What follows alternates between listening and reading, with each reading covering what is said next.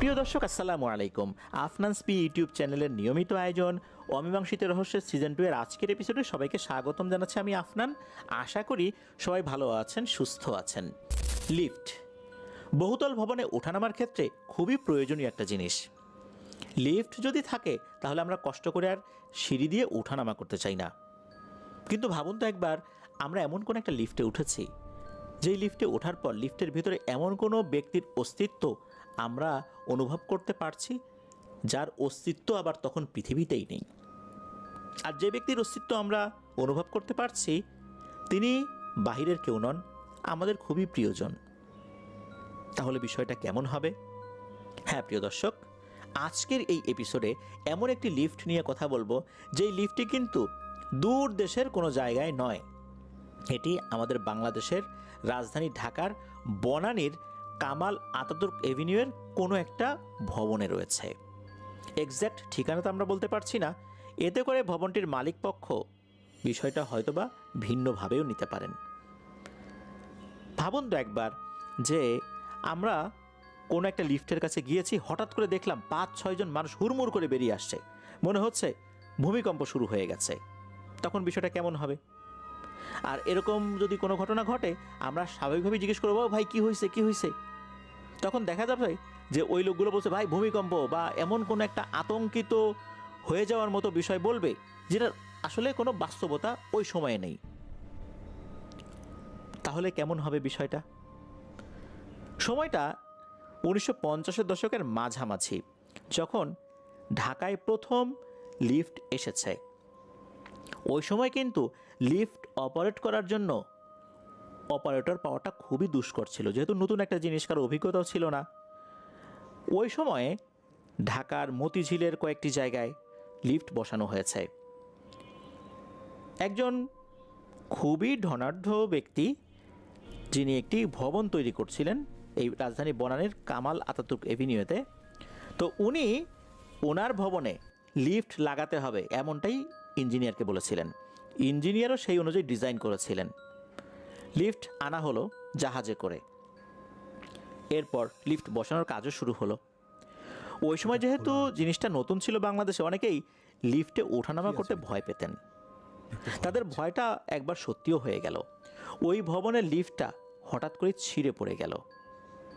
লিফটের ভেতরে 2 জন শ্রমিক ছিলেন। তখনও কিন্তু ওই ভবনের কাজ পুরোপুরি শেষ হয়নি, তার আগেই লিফট বসানো হয়ে গিয়েছিল। ওই 2 জন শ্রমিক মারা যান। তবে তাদের মৃত্যুর খবরটা ওভাবে কিন্তু সামনে আসেনি। তখন তো এরকম মিডিয়া ছিল না, কয়েকটি হাতে গোনা পেপার পত্রিকা ছিল, সেগুলোও তো গ্রামের মানুষ বা দেশের প্রান্তিক পর্যায়ে পৌঁছাতো না, যার কারণে বিষয়টা ওভাবে জানাজানি হয়নি। লিফট ছিঁড়ে যাওয়ার কারণে এই লিফটের আবার পুনরায় ইনস্টলেশনের কাজটা দেরি হয়ে যায়। একটা সময় এসে আবার লিফট মেরামত করা হয়, কিন্তু অপারেটর পাওয়া যায় না। এই সমস্যাটা আবার দেখা দিল। যাও 2-1 জন পাওয়া যায়, এরা 2-1 দিন কাজ করার পরে কেন জানি চাকরি ছেড়ে দিয়ে চলে যায়, কাজ করতে চায় না। কি একটা সমস্যা! একে তো বাংলাদেশের লিফটের ব্যবহার বিরল ওই সময়ের প্রেক্ষাপটে, আবার সেই লিফট নিয়েও এরকম ঝামেলা। বেশ কয়েকদিন পরে একজন ব্যক্তিকে পাওয়া গেল, তার নাম হচ্ছে আসগর মিয়া। এই লোকটা এতটাই গরিব যে যে কোনো একটা চাকরি তার প্রয়োজন ছিল। এখানে এসে আসগর মিয়া জানতে পারলেন লিফট অপারেটরের পদটা খালি আছে। তিনি এই কাজটি করতে চাইলে মালিকপক্ষ এক বাক্যে রাজি হয়ে গেল, যদিও বা এই আসগর মিয়ার কোনো অভিজ্ঞতাই ছিল না। কয়েকজন যারা লিফট সম্পর্কে হালকা পাতলা জানতেন তারা আসগর মিয়াকে বুঝিয়ে দিলেন কিভাবে দরজা বন্ধ করতে হবে, খুলতে হবে, উপরে যেতে হবে, নিচে যেতে হবে। এগুলো অল্প সময়ের মধ্যেই আসগর মিয়া আয়ত্ত করে ফেললেন। কাজ শুরু হয়ে গেল। মাসখানেক কোনো সমস্যা হয়নি, কিন্তু মাসখানেক পর ঘটল একটা ঘটনা। 9 তলা থেকে যাত্রী নিয়ে নিচতলায় নামছিলেন আসগর মিয়া। এমন সময় লিফটের একটা কোণায় আসগর মিয়া দেখতে পেলেন একজন বয়স্ক মানুষ দাঁড়িয়ে আছেন, পরনে পাঞ্জাবি, মাথাটা অনেকখানি নিচু করা। ভালো করে খেয়াল করতেই আসগর মিয়া বুঝতে পারলেন এই লোকটা তারই বাবা।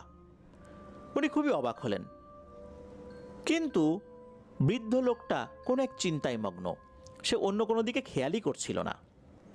এর মধ্যে লিফটটা নিচতলায় পৌঁছে গেছে।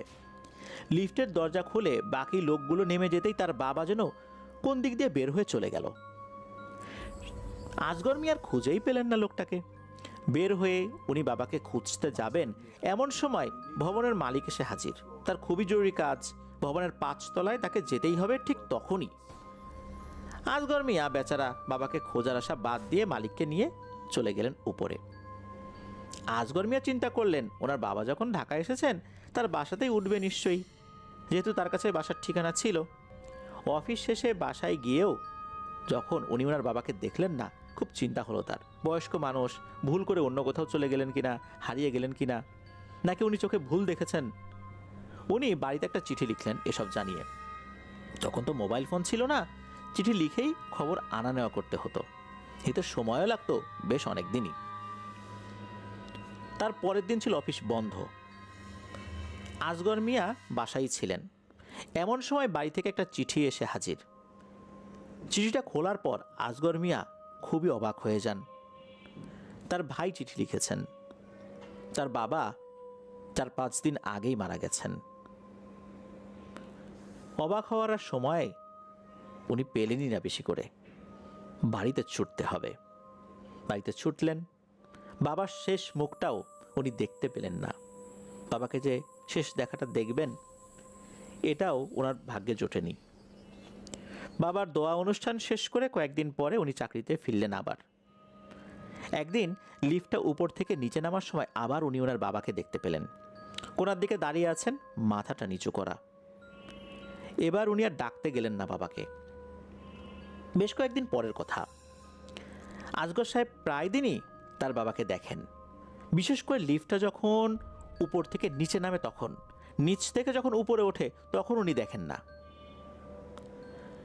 এর মধ্যেই একদিন উনি দেখতে পান তার বাবার পাশে আর একজন ব্যক্তি দাঁড়িয়ে আছে। এই লোকটাকে দেখে উনি চিনতে পারেন উনি একজন ভদ্র মহিলা, আর এই ভদ্র মহিলা ওনারই আপন চাচি। আসগর সাহেব বুঝতে পারেন ঘটনাটা কি হয়েছে। বাসায় গিয়ে অপেক্ষা করে চিঠির দুঃসংবাদের জন্য। পরদিনই আবার তার ভাইয়ের চিঠি এসে হাজির। মারা গেছেন তার বড় চাচি, তবে উনি মারা গেছেন পানিতে ডুবে। একে একে আসগরের লিফটে মৃত ব্যক্তিদের সংখ্যা বাড়তে থাকে।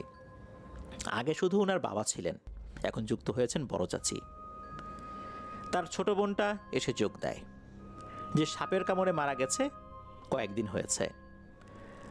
আসগরের মাও চলে আসে বছরখানেকের মধ্যেই। সবাই মিলে লিফটের ভেতরের অংশটা দখল করে দাঁড়িয়ে থাকতো। কিন্তু এটা তখনই হতো যখন লিফটটা উপর থেকে নিচে নামতো। প্রথম প্রথম লিফটে খুব কম মানুষই উঠতো। কেউই খেয়াল করতো না যে কে আছে কে নাই। এখনও তো আমরা যখন লিফটে উঠি ওভাবে খেয়াল করি না আশেপাশে কে আছে। আস্তে আস্তে লিফটে ওঠা মানুষের সংখ্যাও কিন্তু বাড়তে থাকে। কিন্তু এই মানুষগুলো লিফটের এক কোনায় জড়সড়ো হয়ে দাঁড়িয়ে থাকতো, কোনো কথা বলতো না। আসগর সাহেবের দিকে তাকাতোও না। আসগর সাহেব একদিন দেখেন অচেনা এক ভদ্রমহিলা মাটির দিকে তাকিয়ে আছেন। আসগর সাহেব চিনতে পারেন না ওই ভদ্রমহিলাকে। ইনি তার কোনো আত্মীয় স্বজন নন। তাহলে ওনার মায়ের পাশে দাঁড়িয়ে আছেন এই মহিলাটা কে? এসব ভাবতে ভাবতে লিফটের এক যাত্রী মা বলে চিৎকার দিয়ে ছুটে যায় সেদিকে। সে নিজের দু চোখকে বিশ্বাসই করতে পারছে না। অন্য সব যাত্রী অবাক হয়ে দেখতে থাকে। তার মা সাড়া দেয় না তার ডাকে, মাটির দিকেই তাকিয়ে থাকে। লিফটটা নিচে চলে আসে তখনই। আসগরের পরিবার এবং সেই যাত্রীর মাকে আর দেখা যায় না। লিফটের সবাই সেই যাত্রীকে প্রশ্ন করে। জানা যায় তার মা সপ্তাহখানেক আগেই মারা গেছেন। আসগর সাহেব তখন তার পরিবারের কাহিনী খুলে বলে সবাইকে। কোনায় জড়সড় হয়ে দাঁড়িয়ে থাকা মানুষগুলো তারই মৃত আত্মীয় স্বজন। এক কান দু কান ছড়াতে ছড়াতে অনেকেই জেনে যায় ওই লিফটে মৃত মানুষকে দেখতে পাওয়া যায়। আসগর সাহেব অনেক দিন চাকরি করেছিলেন ওখানে। তারপরে যে লিফটম্যান এসেছিলেন তার সাথে অমন হতে থাকে। এমনই নাকি চলছে এখন পর্যন্ত। ভূত নয়, মৃত মানুষ।